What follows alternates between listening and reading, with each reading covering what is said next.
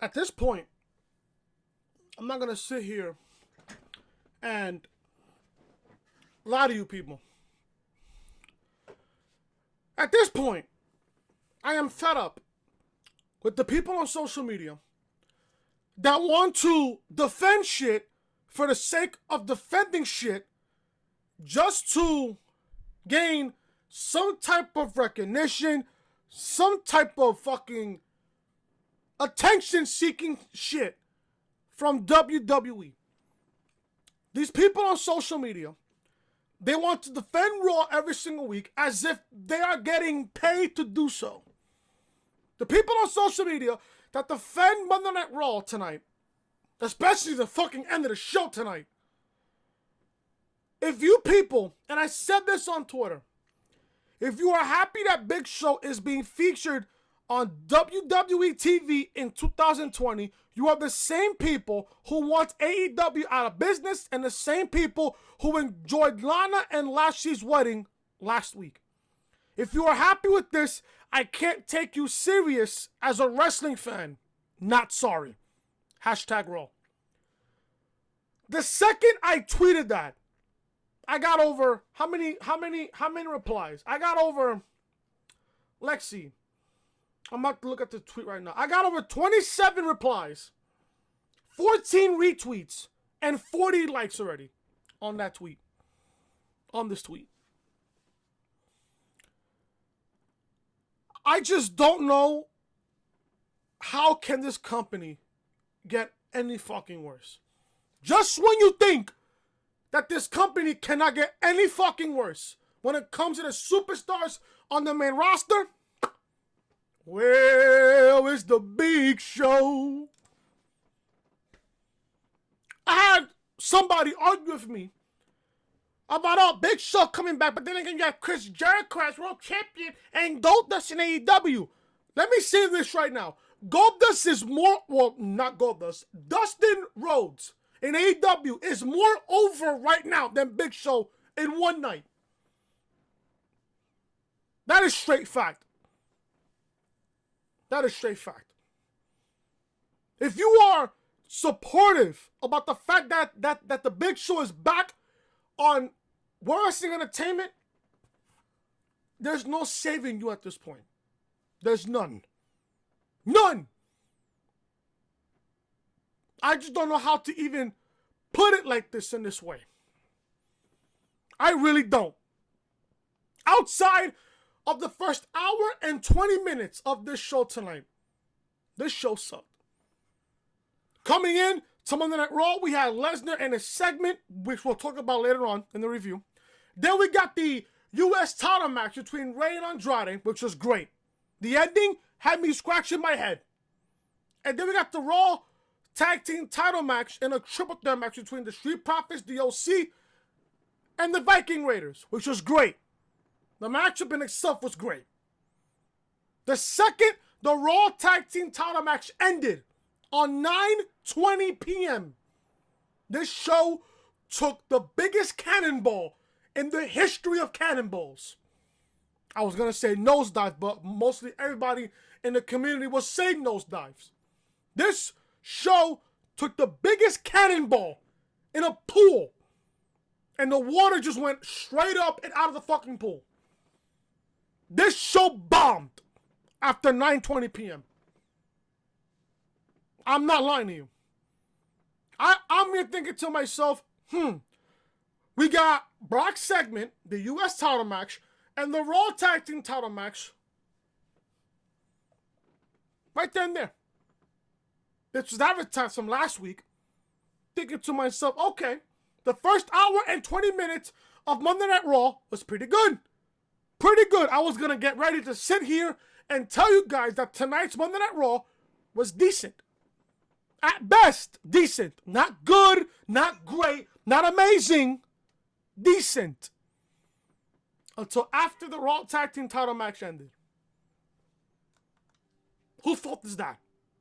It's not my fault. It's not your fault. It's Vince's fault. This Monday Night Raw, after the Raw tag team title match ended, Vince showed you how much he does not care about his talent and the fans at the end of the day. Yet, there's clout chasers and dick suckers and all the fucking degenerates, all the fucking assholes, all the fucking dumb fucks in the wrestling community don't know any better. I bet you they'll be sitting in their fucking reviews saying, oh, Raw was good this week, guys. Go watch Monday Night Raw. No. This show sucked. Outside of the first hour and 20 minutes of the show. This is why we look forward to Wednesdays every single week. That, especially what we got in the main event of this Raw tonight, that is exactly why we look forward to Wednesday nights every single week. Wednesdays is our safe haven from Raw and SmackDown every single week. And that's the cold, hard truth. The first Raw of 2020, and you want to bring in the Big Show? Then I'm going to have somebody on Twitter that replied to my tweet and shit. Oh, I was okay with the Big Show coming on this fucking show. If I was in control of this show and we got to the main event, I would have not even booked this 6-man tag to end Monday Night Raw. I would have had, honestly, another brawl between Rollins AOP with KO and Samoa Joe. Because their brawl last week was fun for what it was last week. You could have done the exact same thing this week. And then next week, you book a 6-man tag with a surprise partner with Kevin Owens and Samoa Joe. It could have been anybody on the main roster on Monday Night Raw. You decide to bring back the Big Show. Out of all people, you bring the Big Show on this first Raw, not only of 2020, but the first Raw of the new decade. Do you see where I'm going with this, people? Why is Vince McMahon having to rely on legends and old superstars to come in to Monday Night Raw in 2020 and be featured as if they're fucking young again? People were telling me, oh, it was good this is the Big Show. Who gives a fuck about the Big Show? Who cares? It's 2020. Oh, but people will say, oh, but if it's the fucking Undertaker, Chris, you wouldn't mind it. It's always good to see the Undertaker. It's always good to see him. It's always good to see Undertaker. As a matter of fact, Taker is my all-time favorite superstar. At the end of the fucking day here, this decade, this current product as World Wrestling Entertainment should be pushing future superstars. Guys like Kevin Owens, guys like Ricochet, guys like Aleister Black, guys like Buddy Murphy, guys like fucking Akira Tozawa, all those guys. Push them. Push them. This is the future that we have. What makes you think we love fucking NXT so much? Because NXT is not only the A brand, not only NXT is the gold standard right now in World Wrestling Entertainment, NXT is the future of WWE. NXT has all the future young blood guys that's got a lot of fucking potential in NXT. Look what you got on Monday Night Raw. What is your main program right now on Monday Night Raw? Oh, Seth Rollins and AOP and Kevin Owens and Samoa Joe. Oh, you got Lana and Lashley and Rusev's fucking bullshit storyline. I'm more invested in Mandy Rose and Otis than anything else that's going on right now on Monday Night Raw. I'm more invested in Chris Jericho and Jon Moxley in AEW than anything that's going on right now on Monday Night Raw. And SmackDown put together. This is why we look forward to on Wednesdays every single week. This is why. Oh, Wednesday is about to pull up. I'm looking forward to AEW and NXT. I'll watch AEW. I'll watch NXT. But then people in the community want to be like, oh, Chris, you can't be a fan of AEW since you're the fucking NXT. What's wrong with being a fan of both AEW and NXT? You know what's the big difference between AEW and NXT with Raw and SmackDown? AEW and NXT have people that we're invested in. AEW and NXT are telling compelling storylines. Unlike Raw and SmackDown, they use fucking a wedding, fucking a cuckold, fucking storyline, and dog food. Am I wrong here? Or am I just fucking speaking out of my fucking mind? The Attitude Era is dead, people. The Attitude Era is dead. You want to relive the Attitude Era? Go on the WWE Network. It's just that simple. All you have to do is pay what? $9.99. And you get the fucking network. You get to relive all the classic pay-per-views from back in the 90s. This is a new year where we have to push young guys. We want to see fresh guys and young guys and build towards the future. That's what NXT is doing. AEW is giving us change that we want to see in wrestling entertainment. And guess what? Wrestling entertainment don't give a jack shit about the fans. They don't. Vince, Kevin Dunn, and everybody else in creative does not give a fuck about the fans. And it showed throughout the last hour and 40 minutes of Monday Night Raw tonight. Throughout the last hour and 40 minutes of Monday Night Raw tonight. That is sad. That is fucking sad, folks. I've been a fan of this fucking product since 1996. And let me tell you, after watching this episode of Monday Night Raw, I already see how the road to next year already is going to be. The same generic garbage bullshit that we've seen back in 2019 and 2018. Imagine supporting the Big Show in 2020. Couldn't be me. Stop clout chasing. Stop dick sucking. Stop trying to seek attention from wrestling entertainment superstars on fucking Twitter. Stop. Stop. Stop defending this fucking company. Stop defending garbage. Stop defending trash. It's every single week that I see on Twitter, oh, Raw was good. Oh, SmackDown was good. Oh, fuck AEW. Fuck NXT. If you're not a fan of AEW and or NXT, you are not a wrestling fan. If you are not a fan of AEW and or NXT, I can't take you serious as a wrestling fan. You don't like it? Suck my dick. It's not my fault that Raw's garbage every single week. It's you people that are part of the fucking problem. Oh, if you don't like it, don't watch. Oh, Chris, just stick to AEW and NXT. Yeah, I'll do that. So I don't have to watch Raw and SmackDown every single week. So trust me, if I wasn't doing this on YouTube every single week, believe me, I wouldn't be watching Raw or SmackDown. All I'm watching is AEW and NXT every single week. And guess what? March 24th, Prudential Center, I'll be there for Dynamite. I'll be there for Dynamite. That's the cold hard truth. That's the reality. No pun intended. And if you don't like what the fuck I have to say, if you don't use your brain, if you don't use your fucking ears and your eyes, don't know what the fuck to tell you. I really fucking don't.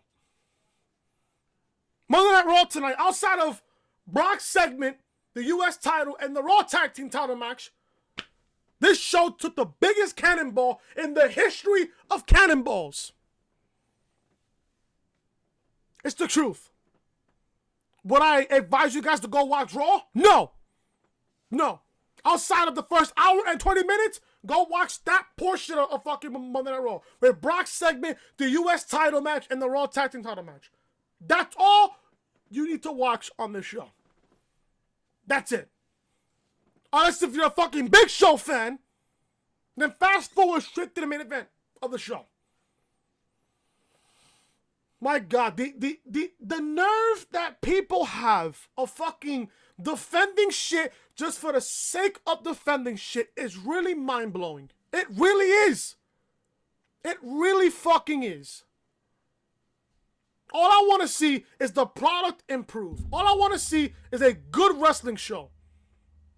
You think for 1 second I want to sit here and rant and talk shit about Raw every single week? No! I want to see Raw improve. I want to see Raw push the right guys that you have to push. But no, you want to bring back the fucking Big Show for somewhat reason I don't know. It's the cold hard truth, people. And if you can't take the truth, tough shit. I don't know exactly what to tell you. I really don't. This is the official Monday Night Raw review for your Monday, January 6, 2020. If you guys don't know who I am, I'm your boy Chris. Thank you guys so much for tuning back into the channel. If you guys thought that Raw was, outside of the first hour and 20 minutes, if you guys thought Raw was completely horrendous outside of what we got with the Lesnar segment, the Raw Tag Team title match, and the US title match, if you guys are feeling the exact same way that I'm feeling, hit that thumbs up. It'll really tell me how many people are feeling the exact same way as I am. Leave a like on the video. Leave a like on the video. Leave a comment down below what were your thoughts of Raw tonight. Please, fucking comment down below your frustration on the show tonight. Also, if you got new to the channel, be sure to show your support. Hit that subscribe button down below. Turn on bells, guys, for all notifications. I want to thank all the new subscribers that have subscribed to the channel over the past week and a half. I appreciate every single one of you. But speaking of subscribers and speaking of giveaways, I'm doing a giveaway, a $20 PSN and a $20 Xbox card giveaway this Friday. If you guys want to be in the giveaway, the rules of the giveaway will not only be down below in the comment section on the pinned tweet. Not only it's on my pinned tweet, if you guys follow me on Twitter, it'll also be on the pinned comment down below. The rules to enter the giveaway. And it's just that simple. You have to like the video on SmackDown Live Review. You guys have to subscribe to the channel, follow me on Twitter, and also DM me your name. It could be your real name or your Twitter name and the console that you own, whether it's PS4 or Xbox, and you will automatically be entered into the giveaway. I will do these giveaways every single month for you guys because I want to give back to you guys for getting me to 200 subs last week. So I want to give back to every single one of you. So the more giveaways that we do, the more subs we do, the more giveaways we do on the channel every single month. But the winners of the giveaway will be announced on Friday during SmackDown. I will personally tweet out the winner. I will tweet out the winner, and then I will DM you the code. And then screenshot and tweet me the code. No, not the code. I will DM you the code, and then tweet me that it worked. So if it worked, take a picture of the fact that the code worked and tweet it to me on Twitter. I will automatically retweet you, so that way you know that the giveaways that I do is 100% legit. So there you guys go. Episode 65, well, not 65, 66 of the Reality Podcast is live on the channel right now. Link to that video will be in the annotation above that you see on the upper right corner of your screen. Usually I will show you guys a thumbnail, but Cyrex has not sent me the thumbnail yet. Eventually he will probably tomorrow.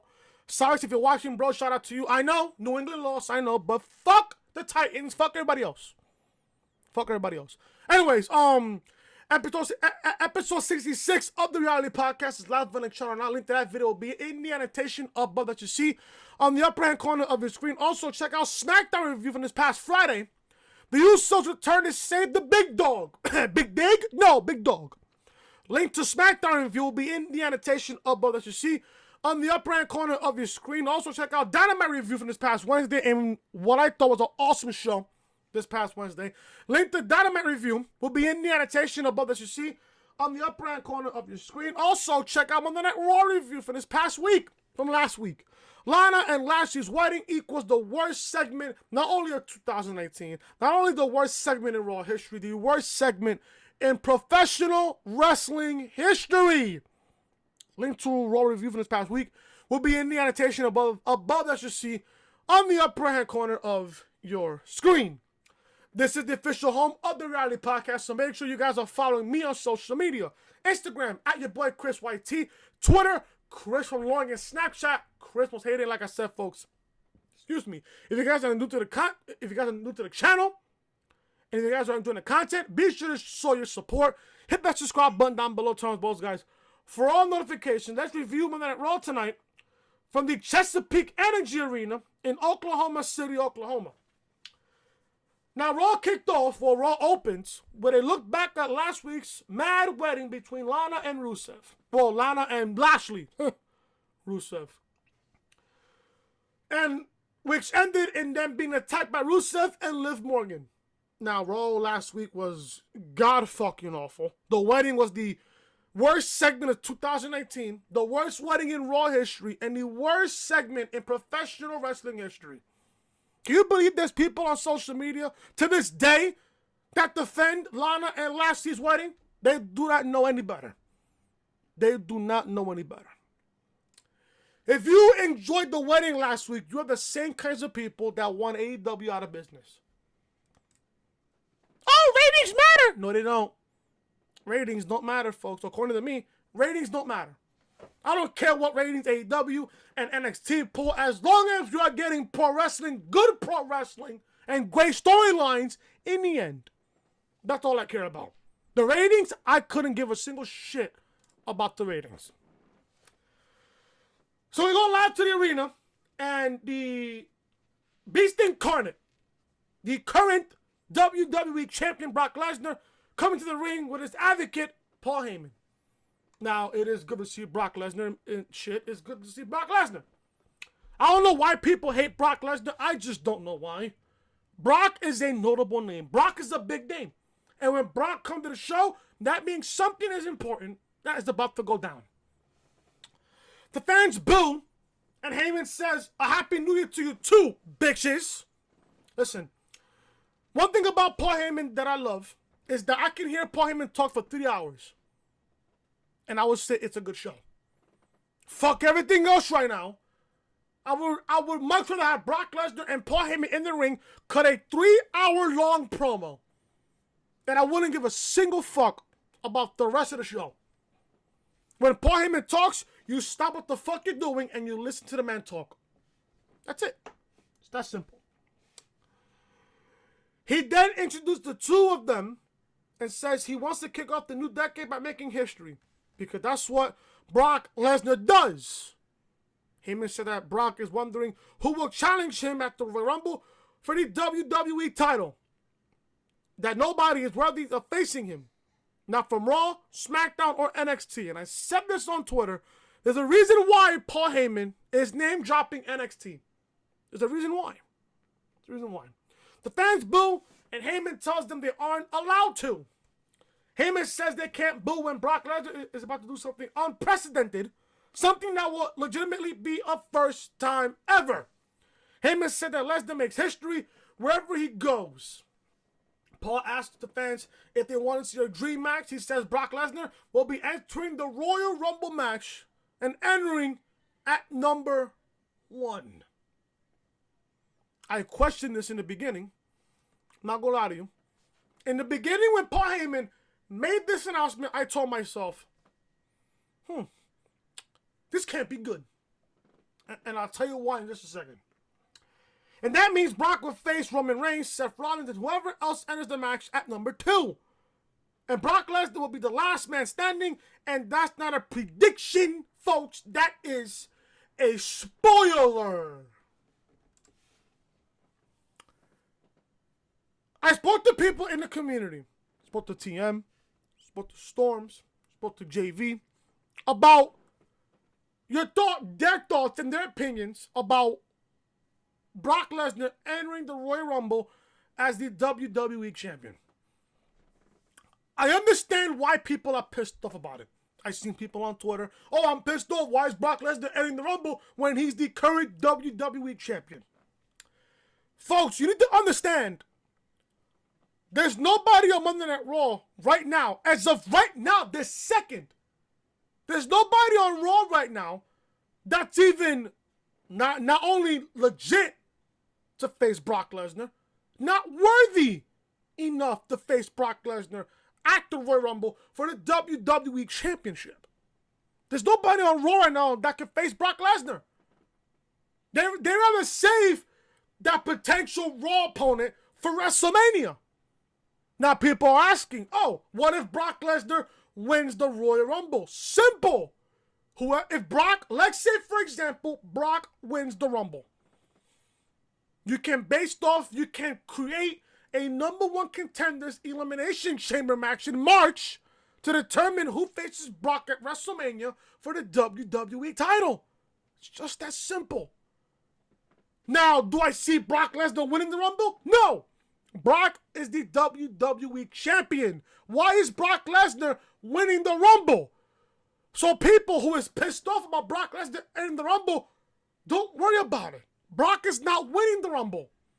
Brock is not winning the Royal Rumble match. So don't worry about it. I'm not going to sit here and shit on the people that I know for thinking, oh, if you think that Brock Lesnar entering the fucking Rumble is a fucking great move, you're a fucking idiot. No. I'm not going to sit here and say, oh, if you're worrying about Brock Lesnar winning the fucking Rumble, you're a fucking idiot. No. Brock is not winning the Rumble, so don't worry about it. Brock is not winning the Royal Rumble. Maybe Brock, and I said this on Twitter, Brock is going to enter the Rumble because Raw has no opponents right now to face Brock at WrestleMania. Now, this is the one thing that I'm scared about. This is good in my opinion, and I thought about this in the beginning when Paul Heyman was cutting his promo. Oh, Brock is going to enter the Rumble. Why? And then I thought to myself, oh, because Raw has no opponent enough to face Brock Lesnar. Who comes out at number 2? I hope it's not Roman Reigns. I hope it's not Seth Rollins. And I hope to fucking God it's not Cain Velasquez. Because there were rumors going around that Cain Velasquez's next World Wrestling Entertainment appearance is going to be at the Royal Rumble. Maybe he enters the Rumble. As long as Cain Velasquez is not in the Rumble, I don't care who's at number 2. Does Brock Lesnar last the entire Rumble and go into the Final 4? I don't know. If I have to make a prediction, Brock would be eliminated before or after number 30 comes in. Because it's 10 from Raw, 10 from SmackDown, and 10 from NXT. Gonna be in the Rumble. Unless if they are probably going to sprinkle a little bit of legends here and there, which, you know, it's going to be accustomed to every single Rumble. But I'm okay with this move. I'm okay with Brock entering the Rumble because simple fact that Raw has no opponents to face Brock Lesnar at the Rumble. And they don't have anyone right now to face Brock. They don't. They really don't. So in my honest opinion, this is a smart move. But people, you have to calm down. TM, if you're watching, calm down. Brock is not winning the Rumble. He's not winning. He's not winning. I can see if Brock was not WWE champion, he can possibly win it. If Brock was not champion right now, do I think Brock could possibly win the Rumble? Yes. I think so. The people on Twitter saying, oh, what if Brock Lesnar wins and he faces The Fiend at WrestleMania? So you're going to do champion versus champion at WrestleMania with nothing on the line? You're killing the fucking draft if that's the point.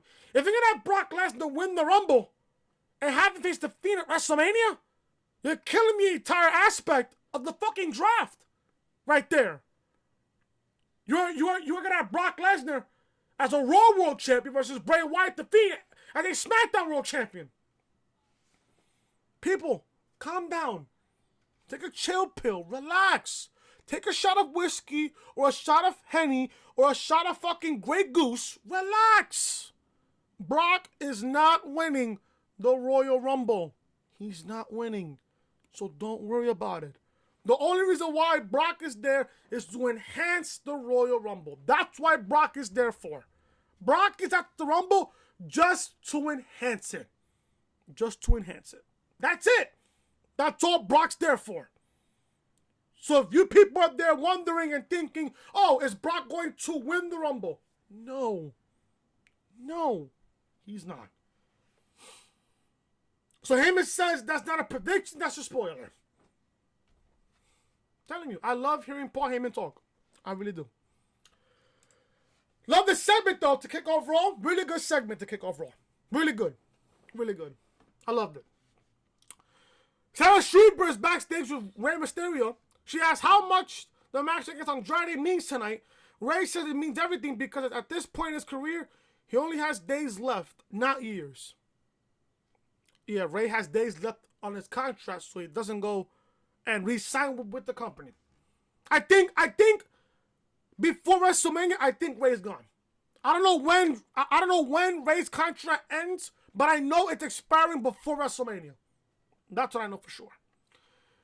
Mysterio thanks his son for convincing him to continue on, and tonight he defeats Andrade because he doesn't deserve to represent their people. Speaking of Dominic, where is Dominic? We haven't seen him from the last time I checked. We haven't seen Dominic since he won the U.S. title. Since Rey won the U.S. title against AJ Styles. I think it was that Raw in Chicago when Rey won the U.S. title from AJ Styles. Now, that was the last time we seen Dominic. I was thinking Survivor Series, but then I thought about, when Rey won the title, Dominic was carrying him on his shoulders. So I guess the last time we seen Dominic was the Raw after Survivor Series. I would love to see Dominic back. Makes me feel old when I see Dominic. I remember when Rey and Eddie was feuding over the custody of Dominic. I remember it was at SummerSlam 05. They fought in a ladder match. I think it was the best match entire night. Because I think I seen SummerSlam 05, I think last Saturday. This past Saturday. I seen SummerSlam 05. And I'm watching Rey and Eddie in a ladder match for the custody of Dominic. Man, was that match really good. That entire feud with Rey and Eddie, fantastic stuff. Really great shit. Dominic, from back then to now, really makes me feel old. It really does. Makes me feel old. So we get Andrade defending the U.S. title against Rey Mysterio. I gotta fix myself real quick.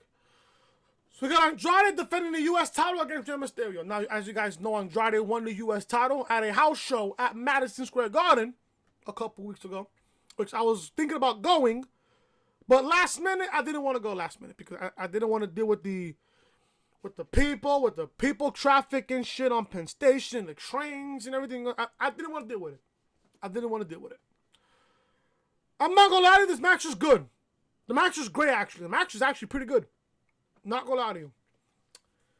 But the ending to this match really had me scratching my head. Here. So, the action spills onto the apron, and Rey hits a sunset flip bomb into the ring post. Then gets him back in the ring for a top rope leg drop for a near fall. We got a chance of this is awesome. The match is good at that point. Andrade fires back and beats Rey into the corner. He looks for double knees, but Rey avoids it. Mysterio hits a Hurricane Rana to plant Andrade in the middle rope. Rey hits 619. Heads to the top rope, but Andrade rolls from the ring. And at this point, why is Andrade using Zelina Vega to win a match? And I said this last week. Why is Andrade having Zelina Vega help him when Andrade won the U.S. title? He didn't need no type of help from Zelina Vega. So again, why is Andrade needing Vega's help to win another match? And I said this time and time again. I get it. I understand that Andrade is a heel. But sometimes, as a credible heel, you have to win matches on your own. Like I said, I respect the fact that he's a heel. I respect that. So Andrade and Vega are at ringside, and Rey jumps onto Andrade, who throws him off and inadvertently into Vega. Rey checks on Vega, but Andrade grabs him and tosses him into the steel steps. Andrade gets Rey back in the ring and goes to hit a hammerlock DDT, but the referee stops him and forces Rey to leave the ring for some reason. Again, why is the referee forcing Rey to leave the ring for some reason? Why? It's a championship match. Why is Rey listening to the referee to go out to leave the ring to check on Vega? That is babyface syndrome at this point. Babyface syndrome. Mysterio stands around the floor trying to get his bearings, then gets back into the ring. Andrade hits the hammerlock DDT and gets the 1, 2, 3. The same thing with Dynamite last week. with Dustin Rhodes and Sammy Guevara.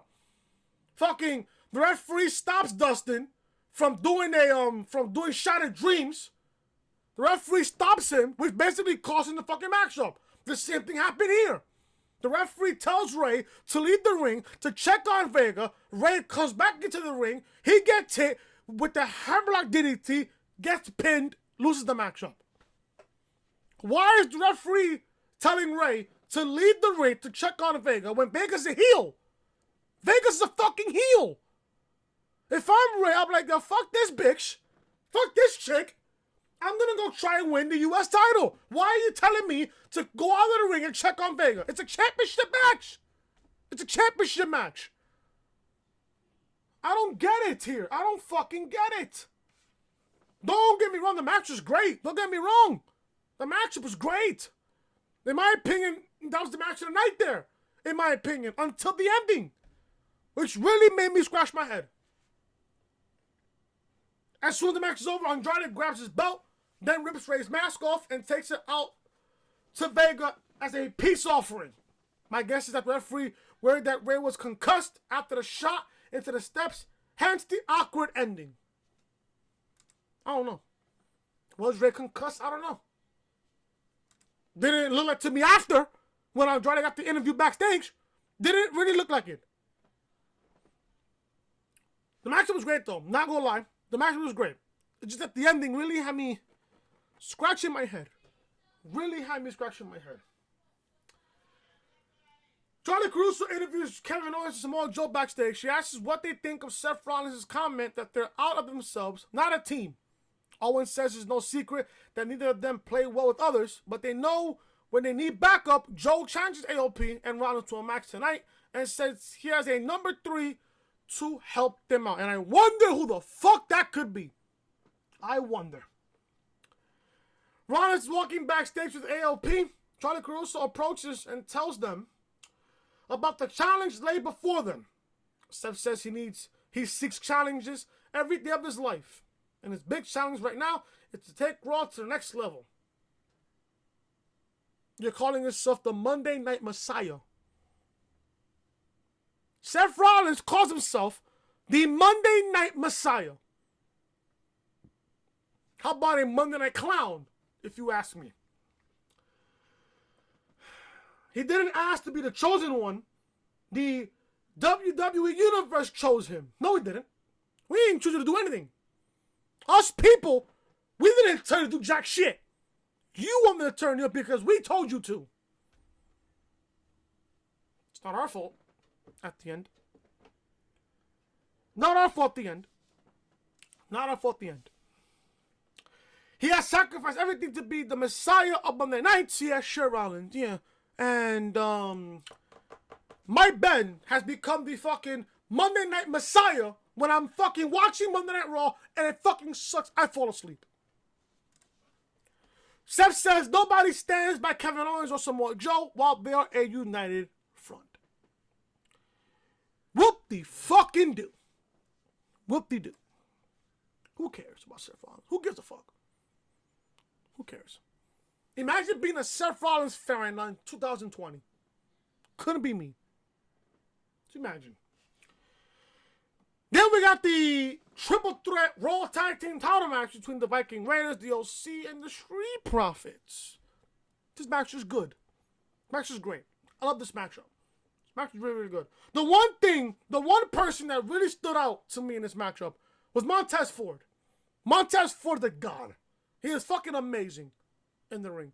I can see Montez Ford do a singles run in the near future. I really could.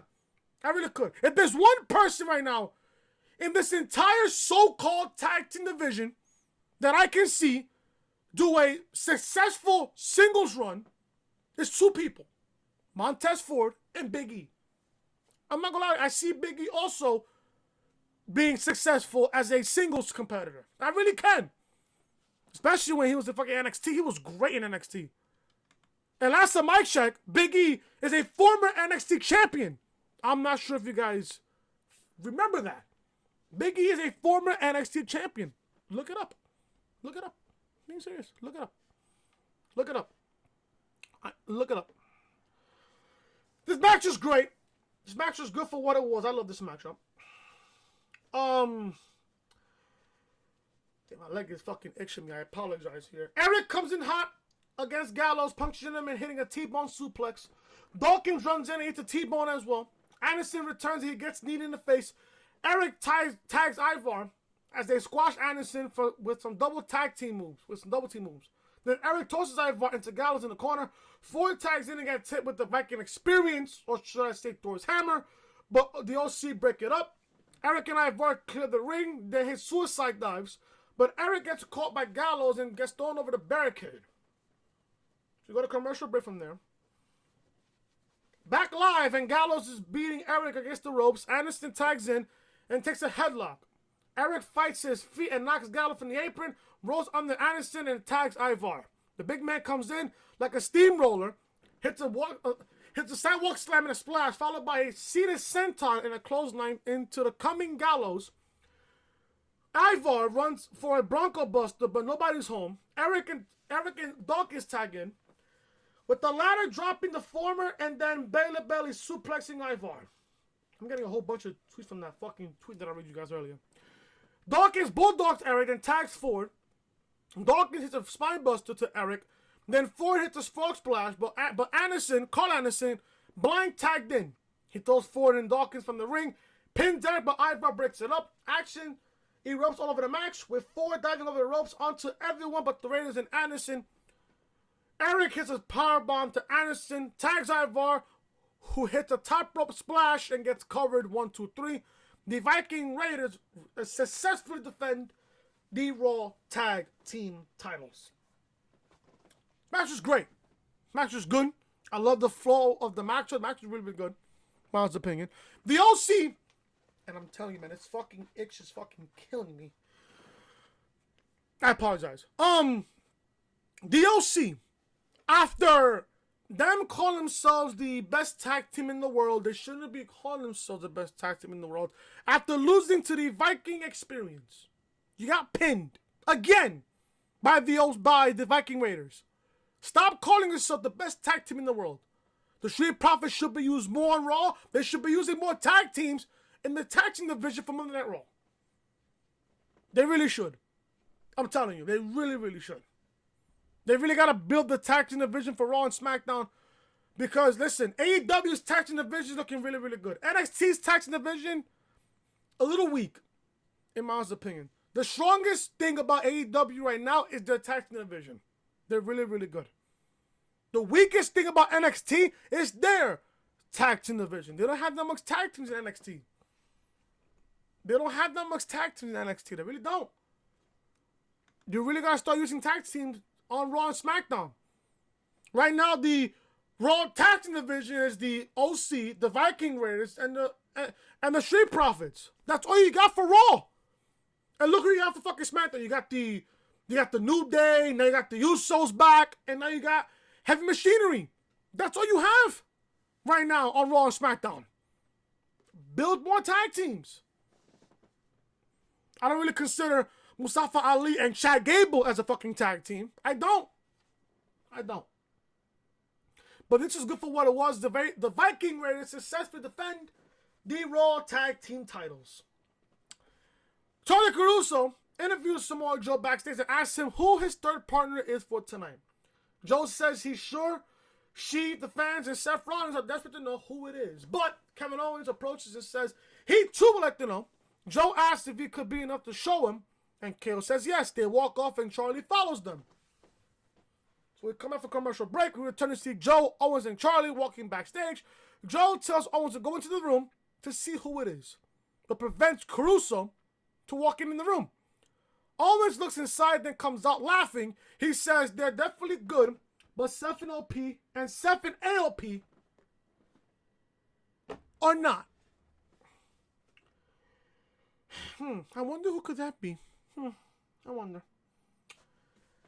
Then from the Raw Tag Team title match, the show took the biggest cannonball in the history of cannonballs in pools. Raw Women's Champion Becky Lynch comes to the ring looking an awful lot like the bride. I guess it was from the I took that note earlier. Becky Lynch came out, looked like the bride from Kill Bill. She had a fucking yellow on. She looked like fucking somebody for fucking Kill Bill, if you ask me. If you guys love Kill Bill, I love part 2 more than part 1. Loved it. The fans chant her name, and Becky says it's so good to hear that. She stutters and says she has been wondering for months now what kind of champion she is. Becky says she let the doubters get to her, and she forced the powers that be to let her challenge Asuka at the Royal Rumble. Truth be told, though, she says she's doubting that wisdom. Becky says she hasn't had a chance to breathe the past year, but she did just that over the holidays. She took a minute to think things over, and she wonders if she should do as everyone says and just take the easy ride. Accept the fame and fortune and avoid the women she can't beat. We see a replay of when Lynch was beat by Asuka at the Royal Rumble last year, which was a really good matchup. Then again on Raw a few weeks ago and at TLC last month. Lynch says that she figured out in all of this but she's interrupted by the Empress of Tomorrow. Asuka comes into the ring. Speaking in Japanese, Asuka gets in the ring and starts to talk, but Becky decks her in the chin and walks off. I'm not gonna lie to you, this was not a bad promo by Becky. I mean, the promo was good. The Becky promo that she cut was good. Just that Asuka came out, she gets decked in the face by Becky and leaves. Pretty short. Short and sweet, short and simple. I like that. Not bad. Not bad. The one match I am looking forward to at the Royal Rumble is Becky versus Asuka for the Raw Women's title. This match is 12 months in the making. This match is 12 months in the making between these two. This should be good. The match that they had in Phoenix last year was terrific. The match that they should have at the Rumble, not gonna lie to you, could be one of the best matches of the entire show. Not gonna lie to you. Depending on how the card shapes out and depends on the rest of the show, I'm gonna sit here and predict that Becky and Asuka will be the match of the night, if you ask me. Because people are invested in this storyline. People are invested because of what Asuka and Becky have done over the last month and a half. Especially after what happened at the Rumble pay-per-view last year in Phoenix. It's all going to play out. Becky thinks that she's not the right champion she should be because she has not beaten Asuka. Do I think Becky will beat Asuka at the Rumble? Maybe. Let's see what happens. But then again, I don't mind. And I know JD said this earlier on Twitter. I don't mind seeing Asuka 2 belts. I don't mind it. I don't mind that at all. And then I told them on Twitter, I don't mind if they have NXT Asuka come out after she beats Becky. I wouldn't mind if we get that NXT Asuka back. I wouldn't mind it. I wouldn't mind it. So that promo was good for what it was. That segment wasn't that bad. Wasn't that bad at all. This Eric Rowan garbage, I just don't give a fuck. I really don't, if you ask me. Eric Rowan is walking backstage with his birdcage when Mojo Rawley approaches him. Mojo asks if he can see a quick peek inside the cage, and he says yes. Mojo lifts a tarp and looks inside, then screams and falls backwards. He runs up shouting, "What's wrong with you, man?" I bet you money Eric Rowan had a sign in there says, "Fuck AEW." That's why Mojo Rawley said what he said. What the fuck is wrong with you? Eric Rowan probably had a sign in that cage that said, "Fuck AEW and fuck NXT." He probably had a note that said, "Main roster over AEW and NXT." Or he probably had a fucking sign that said, "Lana and Lashley's wedding was the greatest segment in wrestling history." I don't know. I have no idea. Have no idea. Andrade is interviewed backstage and he holds Rey's mask up. Rey suddenly attacks Andrade and takes the mask back. He beats him until officials pull Mysterio off. Now this is the one thing I didn't get. Mysterio is putting this energy to beat up Andrade backstage when you could have used that same energy to beat Andrade for the U.S. title. And then guess what? We are getting a matchup next week between Rey and Andrade again for the U.S. title.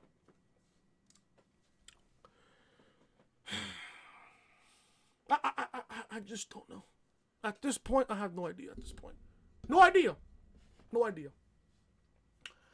We get Eric Rowan versus an unnamed local talent.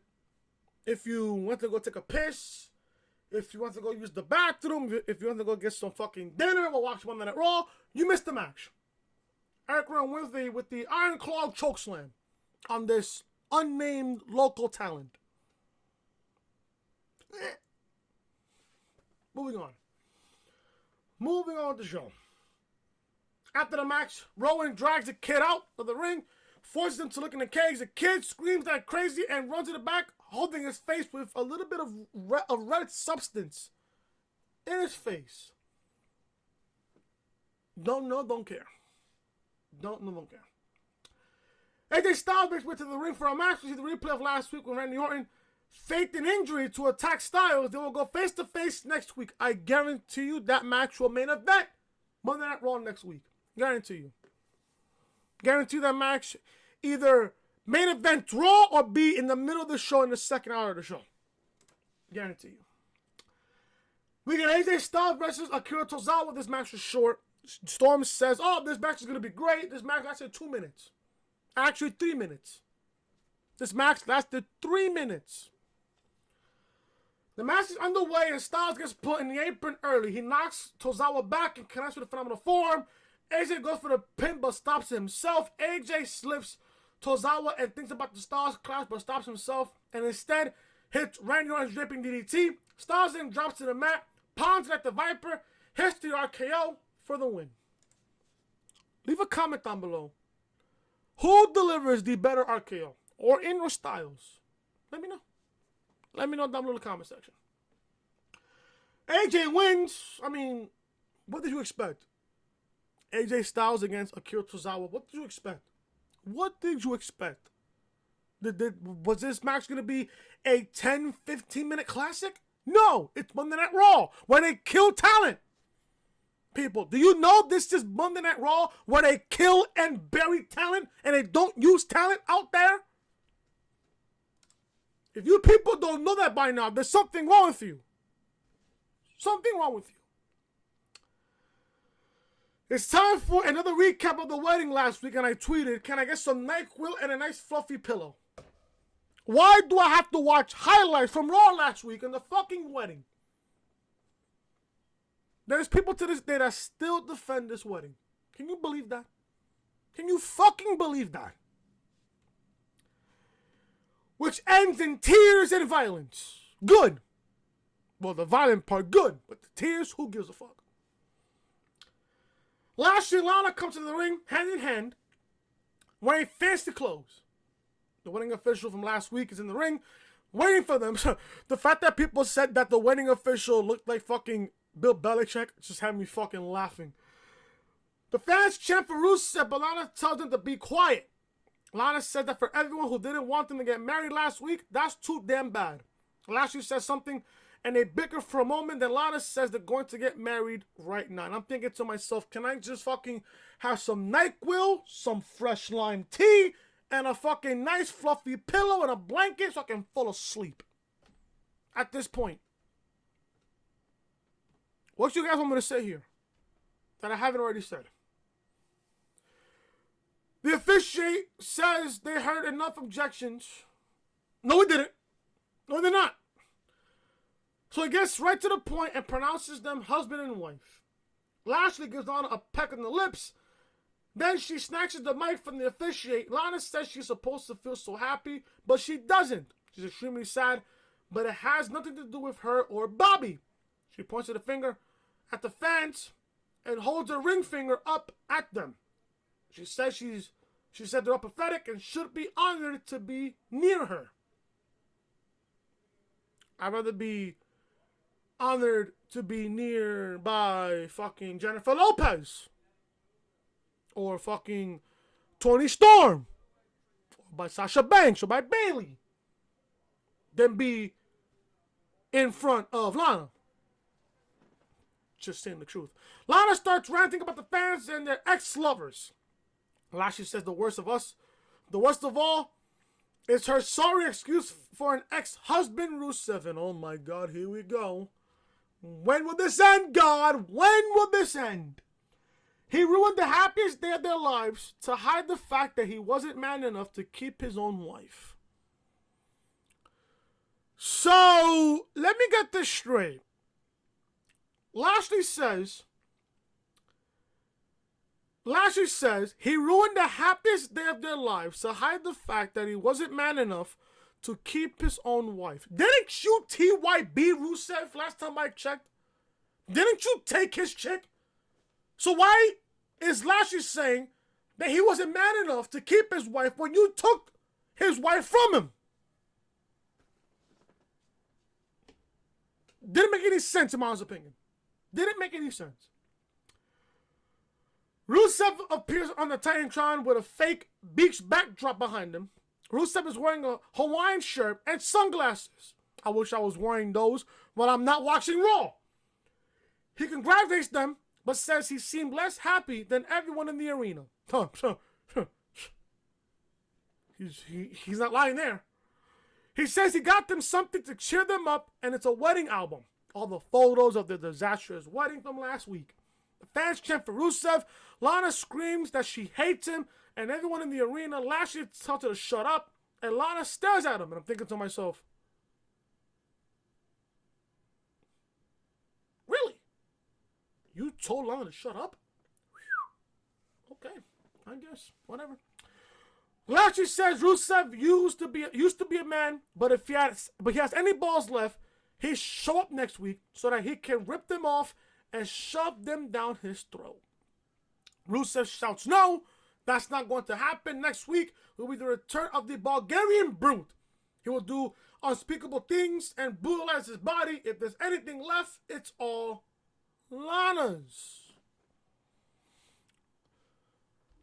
I don't really care about this whole storyline. They killed Rusev in the fucking process. I am not going to sit here and lie to you.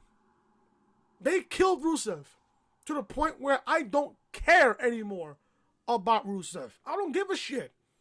Rusev can say whatever the fuck he wants. Rusev can sit there and say, oh, it's the return of the Bulgarian Brute. Yeah, sure, it's not Rusev's fault that Vince and everybody else was not using him. That's not his fault.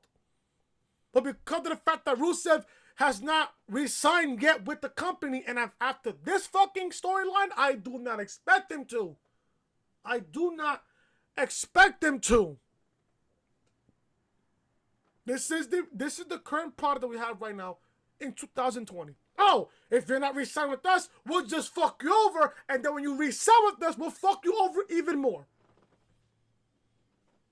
Yeah, people are thinking that CM Punk is missing backstage for all these weeks because people are thinking that he's training for the Royal Rumble. Stop with this bullshit. Punk is signed to Fox, not with WWE. Learn the difference? Learn it. I hope after the fucking payoff of the storyline, Rusev does not sign back with WWE. And my God, if he does, I will lose the most amount of respect for Rusev that I've ever fucking had respect for a WWE superstar. If Rusev re-signs with this shitty fucking company, I am done with Rusev. I don't give a fuck if he wins the US title or the World Wrestling Entertainment Championship. I don't give a fuck. Done. Done. It's official. We get Rusev will go one-on-one with Bob Lashley on Raw next week in Lexington, Kentucky. On Raw next week. That will be my bathroom break. That'll be my dinner break. That'll probably be my shower break. Just sit there and ask me. 24/7 champion R-Truth is backstage with Charlie Caruso. She says that he just recently became the person with the most title wins in WWE history. So what's in store for 2020? Liv Morgan walks up before Truth can answer. She congratulates him before saying Lana will be in Lashley's corner next week, so she'll be in Rusev's, and that moment she will live for. I said this last week, Alana. I said this on Raw last week. Liv Morgan is dead on arrival. Dead on arrival. Many people was fucking speculating and predicting, oh, maybe this is the time that they push Liv Morgan. That wasn't the case. You put her on the last Raw of 2019, and you have her in this Lana Lashley wedding that nobody gives a flying fuck about. You killed Liv Morgan in the process. Now, who's going to take Liv Morgan serious if she's getting pushed? Who's going to take her serious? Who's going to take her serious?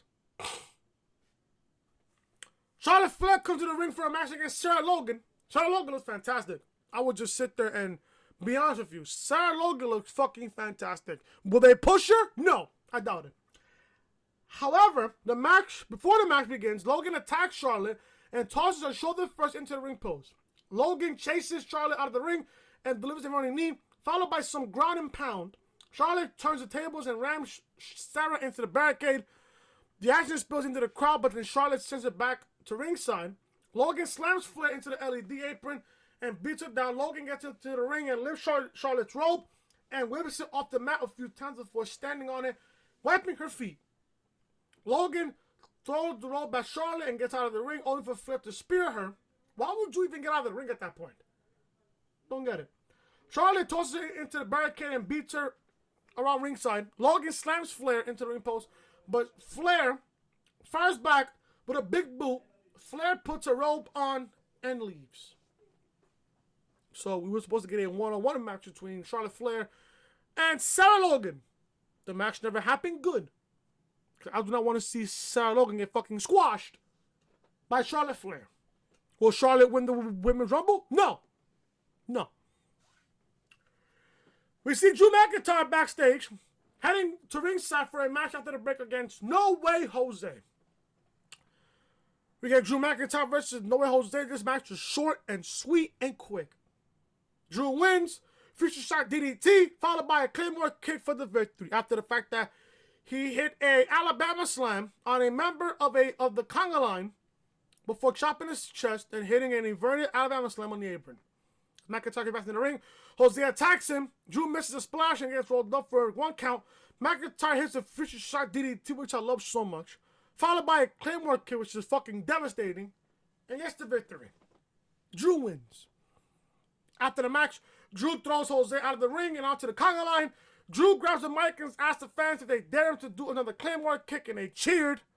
So I'm guessing Drew McIntyre is now a babyface on Raw. I don't mind it, but at the same time, I very much prefer Drew as a heel. He tosses Jose back into the ring, hits another Claymore kick as the fans chant. Didn't even drop the microphone. Thank you very much. Drew says not to take it personally because he's always hated conga lines. He asked the fans if they want to hear something about Drew McIntyre. He's never had a world title match. No shit. And it's a crime. It's a fucking crime that Drew McIntyre has not gotten a world title match. So if everyone is afraid to face him, then perhaps he has to enter the Royal Rumble match. He rhymes off the known participants and says he doesn't give a damn who is in the match. All that will be left is 3, 2, 1. His new saying to signal the Claymore kick. I like it. I like Drew McIntyre having a signal so we know that the Claymore kick is coming.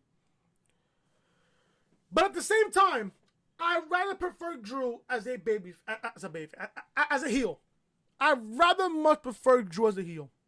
He's just that natural, cocky prick guy in Drew McIntyre, which I love. Don't get me wrong, I love Drew McIntyre. I just can't see him as a babyface. That's just something I can't see. But I guess I'm going to have to get used to it now because there is rumors going around that Drew McIntyre will be turning babyface somewhere around this month. He will turn babyface. I mean, I guess he's returning now, according to this reception that he got from the crowd, which is good. Drew beats No Way Jose with a Claymore kick.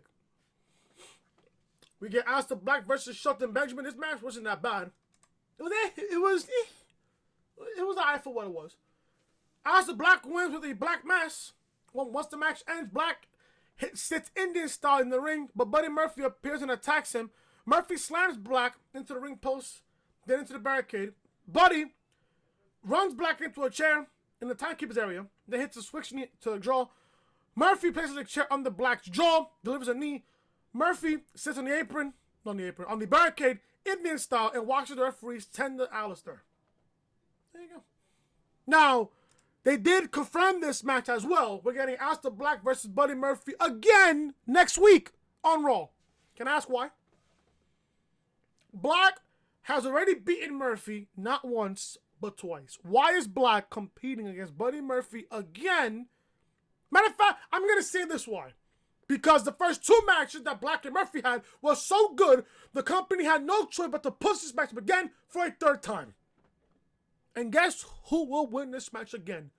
Black will. You think for 1 second Buddy Murphy is going to win this match? Like I say, undefeated Aleister Black in singles action? No! No! Black will win this match next week against Buddy Murphy. It's just that simple. The first two matches that Black and Murphy had were great. Fantastic.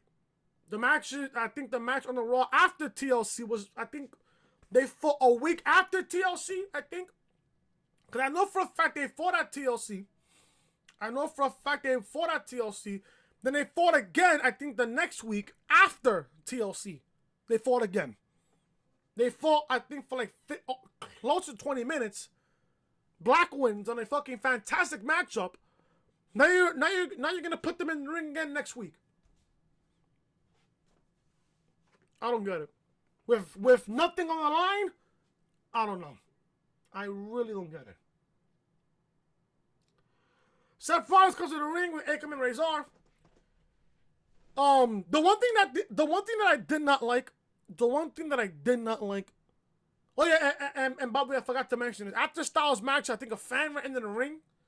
And then security had to remove the fan from the building. So I'm thinking to myself, somebody from security in the Chesapeake Energy Arena is not doing their job. It's not checking tickets. So we get to the main event here. Rollins comes to the ring with Akam and Razor. So Akam and Razor come out. The ring announcer does not even announce AOP. So they announce Seth Rollins. Huh? Announce AOP. Announce who they are. No, but Rollins gets the fucking announcement, and then to this day, Rollins still gets pyro. The man is the heel. What is he doing with pyro as the heel? Don't get it. He says he's the Messiah of Monday Night Raw, and they made him that. He says he knows what is best for the fans and for World Wrestling Entertainment. He will usher in the new era. Rollins invites Owens, Joe, and whoever is foolish enough to take up arms with them. Oh boy, Rollins, this guy is foolish enough. Being one of the oldest superstars in the fucking company and is still in contract with them in 2020. We get Seth Rollins and AOP against Kevin Owens, Samoa Joe, and The Big Show. I did not watch this match. I am not kidding you. The second I heard, well, I turned the TV off. I set up my setup to review the show. My OBS is set up, good. My microphone is set up, good. That's all I did. I did not give a single fuck about this match. Could not give a single fuck about this match whatsoever. Didn't watch. But according to my notes here, KO, Samoa Joe, and Big Show win by disqualification. The heels beat on Show in the ring, but Joe and Owens return to even the odds. The action spills from the ring. Rollins looks to hit the stomp to Show, but Owens grabs his foot, allowing Show to hit the WMD on Seth Rollins. Yeah, I wish I could hit the fucking knockout punch in this fucking show. AOP drag Rollins from the ring and up the ramp next week. KO, Joe, and Show will face AOP and Rollins in the first ever fist fight match. Also next week we get Buddy Murphy faces Aleister Black, Orton versus Styles, and Rusev faces Bobby Lashley. And from there, the show goes off the air. If you people, and I don't give a fuck who you are, I don't give a fuck if you have more subs than me on YouTube, I don't care if you have more followers than me on Twitter. If you support this big show returning to Raw in 2020, you are the same people that want AEW out of business and the same people that loved Lana and Lashley's wedding last week. Matter of fact, I'll even go one step further. If you support the fact that the big show is back in 2020, you are the same kinds of people that loved Jinder Mahal's reign as WWE champion. Yeah, I went there.